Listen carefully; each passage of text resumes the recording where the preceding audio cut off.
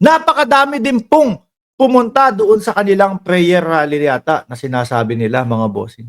As in, madami. Mas madami dito. Ito, ipapalabas ko po. Pinakita po ito ng mga vlogger nila. Pinakita po ito, mga maniwala kayo, mga bossing. Napakadami po ng pumunta. Ito, oh. Mindanaon. Ano daw? Ay, huwag kayong mag-ingay ha. Nagsasalita si BP Sara. Oh. Nilagay nila yung salita ni BP. Sabi dito, ang sakit sa mata, mga loyalista, no? Hindi nyo kami mabulag sa mga paninira ninyo sa mga Duterte. Dahil kitang-kita, kitang-kita namin kung paano nila pinahalagaan ang trabaho nila sa mga serbisyo ng taong bayan. Saglit lang.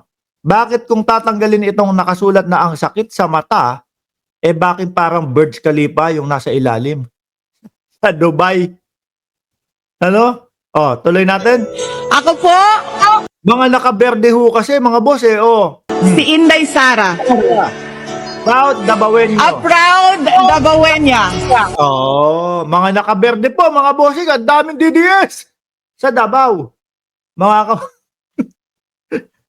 dahil nga po, madaming sumuporta sa prayer rally po na ginanap sa EDSA, meron din daw po sila, mga bossing. With matching Burj Khalifa pa ho, ibang klase yan. 7-star hotel yan, kung di ako nagkakamali.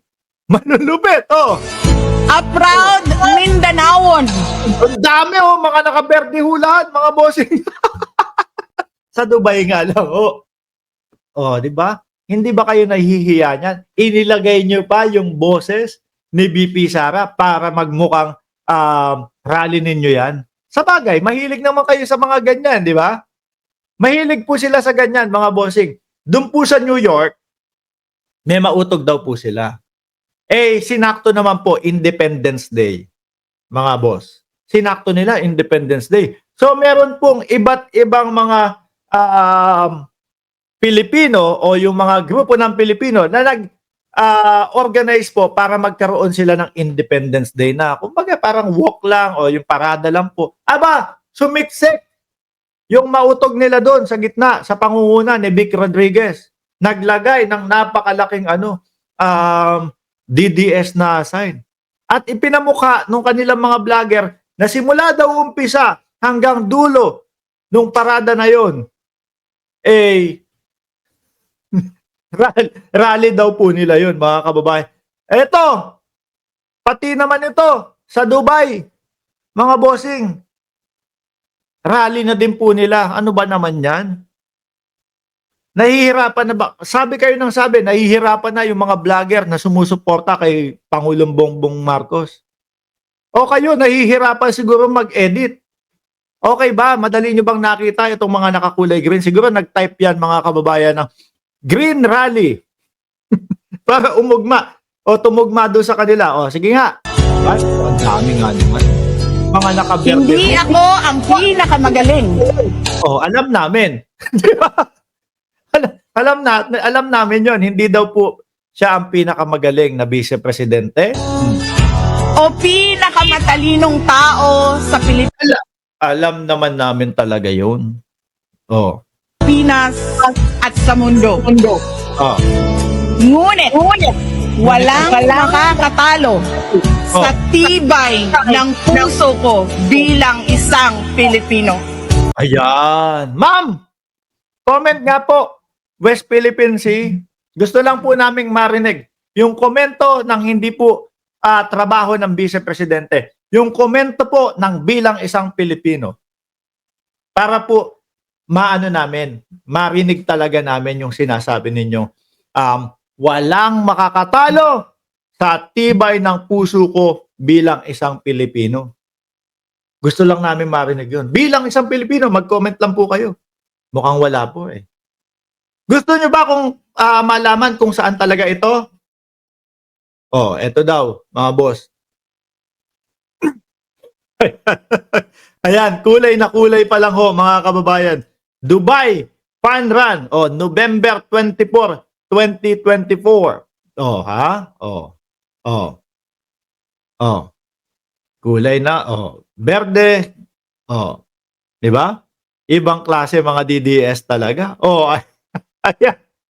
Diyos ko, mga DDS, umaabot kayo sa punto na ganito.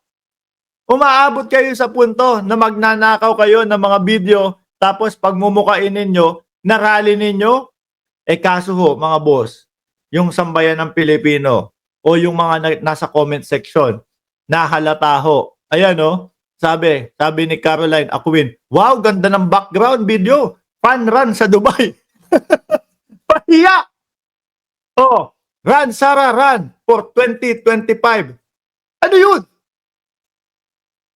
Mga DDS talaga, hindi mo alam kung alam yung mga pinagsasasabi o mga pinaggagawa.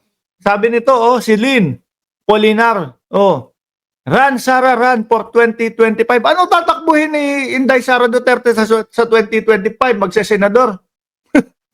Bababa ng posisyon. Pansin nyo, yung mga aanga-anga mga DDS, mga boss, no? Pinapatakbo ang Vice Presidente sa 2025. Ano tatakbuhin niya? Senador, bababa ng posisyon. Paalala nyo nga dito sa mga ito na ayaw nga, sabi ni Infinite Stream TV, run against sa kaso. Baka nga yan. Paalala nyo nga dito sa mga to, mga kababayan, na ang susunod na pagtakbo, kung tatakbo man ang Vice Presidente, pagka-presidente sa 2028. Ano to?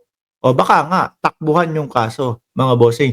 Yung mga fun run po na mga ganyan, mga kababayan, para po doon sa mga kapatid, kaibigan natin, mga boss chief amo natin na hindi, kung bakit, Mark, bakit mga kulay green o naka-uniforme, parang mga nakaganon. Kasi ganyan talaga yung mga fun run, mga boss. Ayan ang inyong lingkod, di ba? Masali din tayo sa mga fun run na ganyan. Kaya lang, itong sa akin, half marathon. Sakit sa paa.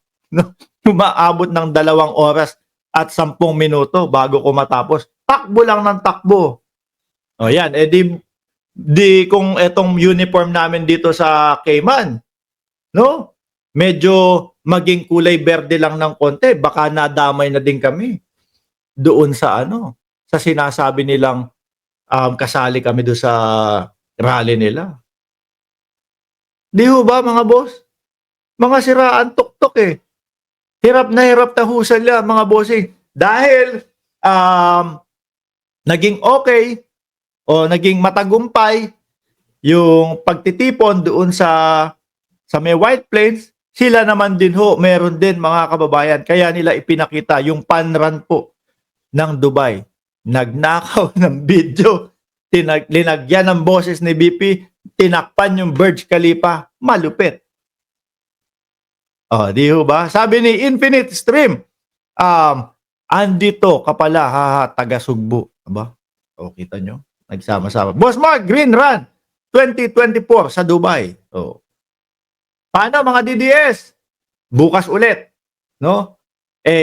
Humanap ulit kayo ng mga video na nanakawin, tapos tagpian ninyo, lagyan ninyo ng boses ni Inday Sara Duterte, tapos takpan nyo yung background mismo. Halata Halatang halata ho, mga kababayan, na wala. Panay edit na lang po sila. So, 1,070 viewers. Aba, hindi ko inaasahan to. Expect ko mga 400 viewers lang ngayon kasi madaling araw na din ho no?